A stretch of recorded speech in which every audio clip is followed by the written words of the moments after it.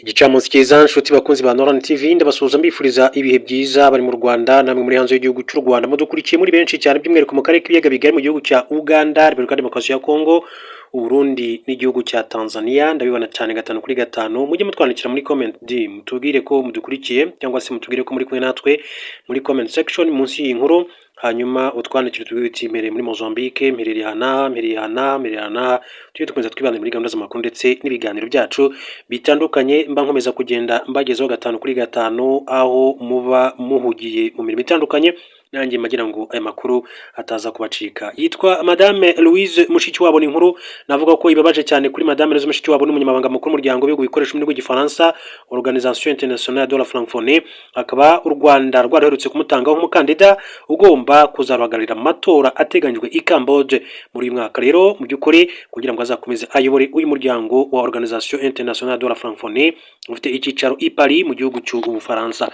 Amakuru navuga ko atugezeho ngiye kubagezaho mu kanya gatoya, ariko nk'uko musanzwe mubimenyereye ndabanza nkareba andi makuru mato y'ingenzi mu buryo bw'incamake nkabagezaho kugira ngo tuze kubona umwanya wo kuganira ku nkuru yacu mu buryo burambuye. Indege z'ubutasi zizabimburira MONUSCO mu kugenzura agahenge muri Uvira. Umunyamabanga mukuru wungirije w'umuryango w'abibumbye ushinzwe ubutumwa bw'amahoro Jean Pierre Lacroix yatangaje ko mbere y'uko teritwari ya Uvira muri Repubulika Demokarasi ya Kongo yoherezwamo ingabo zigenzura ibahizwa ry'agahenge hazabanza koherezwa indege z'ubutasi. AFC 23 yakuye kandi abarwanyi bayo mu mujyi wa Uvira muri Mutarama 26 nk'uko amakuru akomeje kugenda abivuga.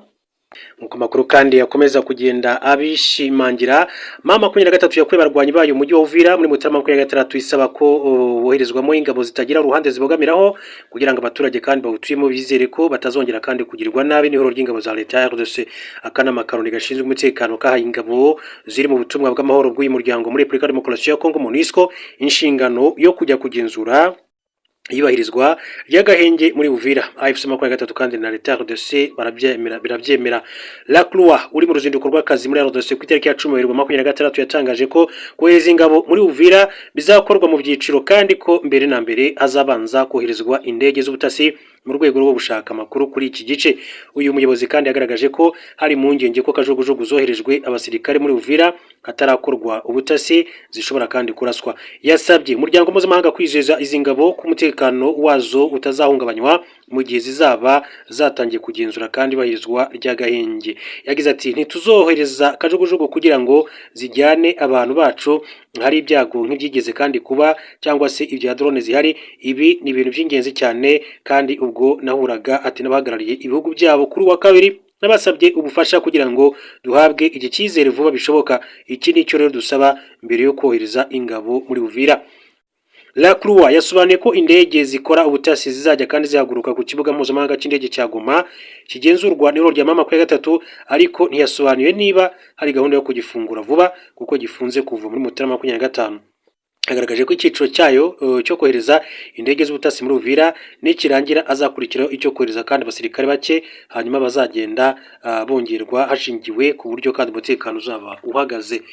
Mu buryo bw'incamake kugira ngo tujye kuri Madame Louise Mushikiwabo babwire ko babiri bafatanyije na Elon Musk gushinga XAI beguye. Tony Wu ndetse na Jimmy Ba bafatanyije n'umunyemari Elon Musk gushinga ikigo gikora ibijyanye n'ubwenge bw'ubukorano cya XAI batangaje ko beguye mu buyobozi bw'ikigo. Ni icyemezo batangaje babinyujije ku mbuga nkoranyambaga mu gihe kandi hari hashize imyaka hafi 3 batangije XAI. Bombi ntibigeze kandi batangaza impamvu beguye. Gusa amakuru dukesha Financial Times avuga ko kwegura kwa Ba bifitanye isano n'igitutu Elon Musk amaze igihe ashyira ku batekinisiye ba XAI abasaba kunoza ibyo bakora ngo bagere ku rwego rwa OpenAI yakoze ChatGPT ndetse na Anthropic. Tony Wu ndetse na Jimmy Ba biyongereye ku bandi bagize uruhare mu gushinga XAI bamaze iminsi basezeye muri iki kigo. XAI yashinzwe kandi n'abagera kuri 12 gusa kuri ubu isigayemo abagera kuri 6. Ibi byose biri kuba mu gihe ikigo SpaceX cya Elon Musk giherutse gutangaza ko giteganya kugura XAI bigakora ikigo kimwe gifite agaciro karenga miliyari 1,000 z'amadolari y'Amerika. Mbere gato yuko tujya kuri Madame Louise Mushikiwabo reka mbanze mbabwire ubushakashatsi bwakozwe mu Rwanda. Ubushakashatsi bwa Minisiteri y'Ubumwe bw'Abanyarwanda n'Inshingano Mboneragihugu ku bumwe n'ubudaheranwa bw'Abanyarwanda wagaragaje ko byibuze abantu 61% bemeza ko gahunda yo gutwika imirambo yakemura ikibazo cy'ubutaka bwo gushyinguraho bugenda kandi buba buto. Mu mavuriro ndetse no mu misisiro zose mu Rwanda no ku isi bamwe baba baseka ko bibarutse umwana, ku rundi ruhande kandi amarira ari yose ku babuze umwe mu babo bakundaga. Kuri bamwe ntimba ikarushaho kandi kuba nyinshi kubera isano ya hafi bafitanye n'uwagiye iwabo wa bose. Ibi byongeraho no kuba kandi gushyingura ari imwe muri serivisi zihenze kandi zisaba ubutaka bwihariye bugenerwa gukorerwaho indimbi gusa. Ingingo ya 5 y'itegeko rigenga imitunganyirize n'imikoreshereze y'amarimbi ivuga ko umurambo ushyingurwa mu mva yihariye kandi buri mva igomba kugira uburebure butarengeje metero 2.5, ubugari butarengeje santimetero 80 n'ubujyakuzimu butari munsi ya metero 2. Ishimangira ko ababishatse kandi bafite uburenganzira bwo gushyingura imirambo y'ababo irenze umwe mu mva imwe ku buryo bugerekeranye amasanduku gusa. Isanduku hejuru kandi igomba kuba iri nibura muri metero 2 z'ubujyakuzimu. Hanyuma rero ubushakashatsi bugaragaza ko 61% by'abanyarwanda bifuza ko hajyaho uko batwika imirambo.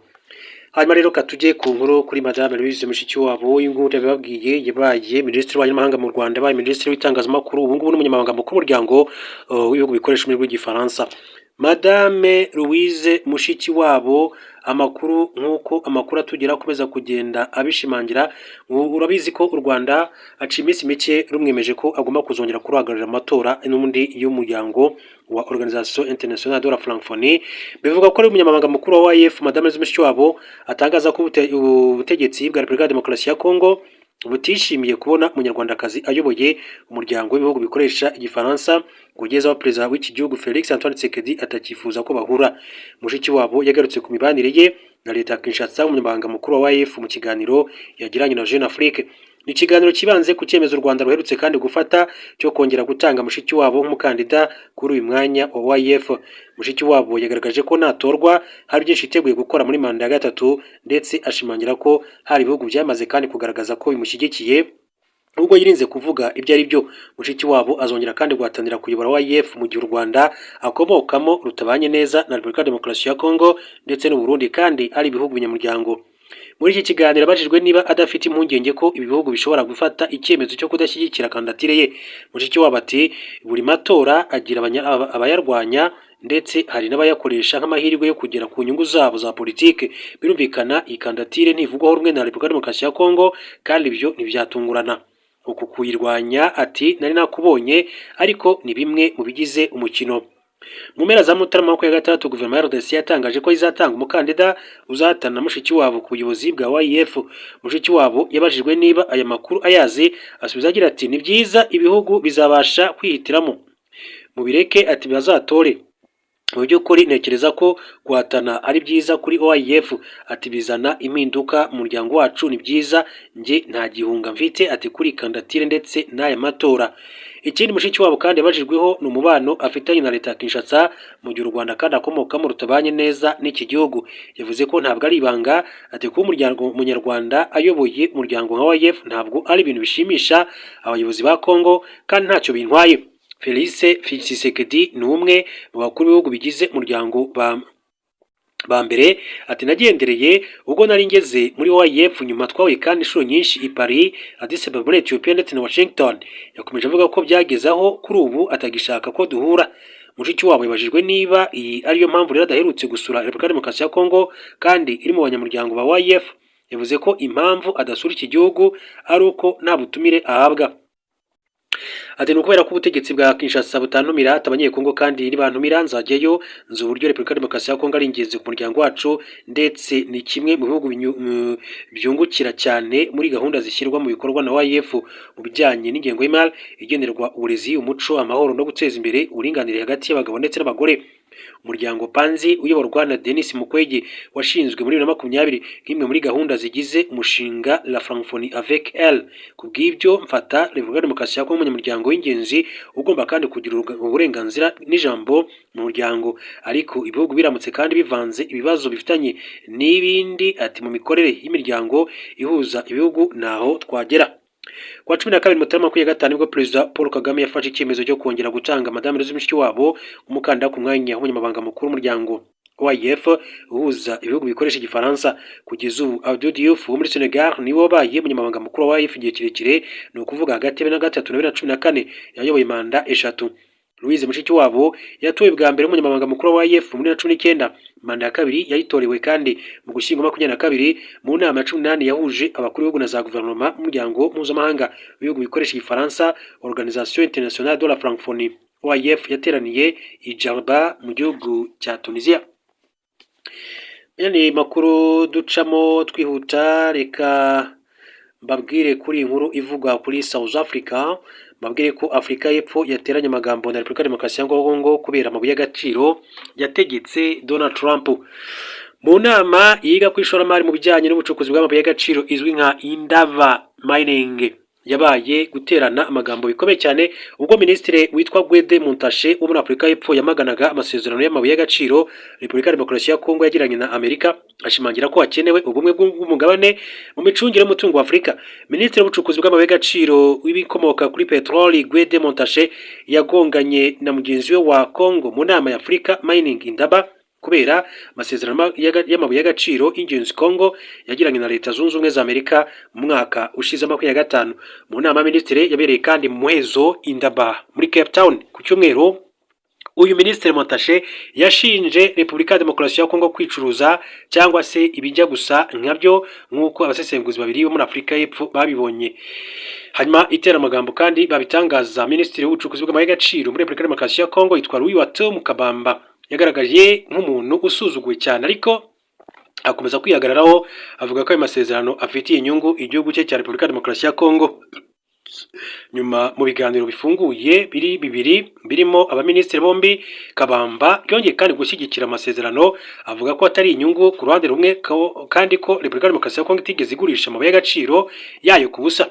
Yavuze ko Kongo irimo kureba ku nyungu zayo bwite, ati mu gushaka abafatabikorwa batandukanye.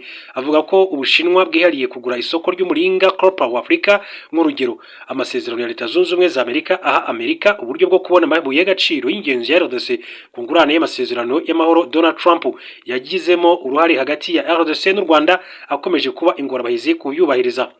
Abanenga amasezerano nk'uko inkuru dukesha cy'amakuru de Maverick cyo muri Afrika y'Epfo ivuga, bavuga ko adafasha Repubulika Demokarasi ya Kongo kubaka ubushobozi bwo gutunganya amabuye yayo kandi asaba gukomorerwa imisoro n'ibindi bijyanye n'amategeko mu gihe cy'imyaka 10. Kabamba yavuze muri myama ko hari avuye i Washington aho umunyamabanga wa Leta Zunze Ubumwe za Amerika Marco Rubio yari yatumije inama y'ibihugu 54 kugira ngo baganire ku buryo bw'ubufatanye mu bijyanye n'amabuye y'agaciro y'ingenzi. Montashe yasagira ati ntabwo ari kubw'inyungu z'igihugu cya Repubulika Demokarasi ya Kongo ahubwo ni inyungu z'umugabane wa Afrika. Montashe yavuze ko RDC yakuwe kandi ku rutonde rw'ibihugu byashyiriweho imisoro ihanitse n'ubuyobozi bwa Trump kubera amasezerano y'amabuye y'agaciro. Ibi unabona we biha icyuho politike ya Amerika yo gucamo ibice Afrika kugira ngo iyobore. Umwaka ushize Amerika yashyizeho umusoro fatizo w'10% ku bicuruzwa byatumijwe muri RDC mu gihe 30% ku bicuruzwa byavuye muri Afrika y'Epfo. Daily Maverick yasabye Montashe gutanga ibisobanuro ku buryo abasekusenguzi bavuze ko ari ihangana ndetse no kukuba yashinje Repubulika Demokarasi ya Kongo bisa nk'ubugambanyi. Yakanye ibyo birego byombi, yongeye ko gushaka amabuye y'agaciro kwiyongera ku isi aribyo byatumye avuka ihangana rishya mu bihugu byateye imbere bishakisha uko byagenzura ihererekanywa ry'amabuye y'agaciro. Asanga hatabayeho guhuza intambwe nk'umugabane, ibihugu bya Afrika bishobora kwisanga bihezwa mu biganiro by'ishoramari ndetse mpuzamahanga. Yavuze ko atigeze yita RDC abagambanyi, ati ni wowe wabibise, ntabyo twabise, twavuze ko bagomba kureba inyungu z'umugabane wa Afrika aho kureba inyungu bwite za RDC. Ibyo ntabwo ari ihangana. Abajijwe uko Kabamba yasubije ibyo yanenze mu nama Minisitiri Montashe yavuze ko Afrika y'Epfo izakomeza kuvugana na RDC uko umugabane ukwiye kugira uko ukorana ku bijyanye n'amabuye y'agaciro y'ingenzi. Umwe mu basesenguzi utashatse ko izina rye ritangazwa yavuze ko ayo makimbirane yaba yatewe n'imibanire itari myiza ya Afrika y'Epfo na Amerika muri icyo gihe. Yongeraho ko byanze bikunze ibihugu bya Afrika bizakomeza guharanira inyungu zabyo bititaye ku mugabane. Montashe yavuze ko ibihugu bya Afrika bigomba kandi gufatanyiriza hamwe kurengera ubusugire bw'amabuye y'agaciro. Akomeza avuga ko gukaza umurego mu guhatana kubera umutungo kamere byateje akaga ibihugu biri mu nzira y'amajyambere bikungahaye cyane ku mutungo kamere. mbanze mbabwire ko umunyamakuru mu buryo bw'incamake hari amakuru avuga yuko minisitiri w'intebe yahagarariye perezida Paul Kagame mu nama ya Oda Nepade nk'uko amakuru avuga kuri wa kabiri rero hifashishwa ikoranabuhanga. Minisitiri w'intebe Justin Nsengiyumva yahagarariye perezida Paul Kagame mu nama 43 y'akanama k'ibihugu na za guverinoma gashinzwe kwiga ku cyerekezo cy'urwego rw'umuryango wa Afurika yunze ubumwe rushinzwe iterambere Oda Nepade.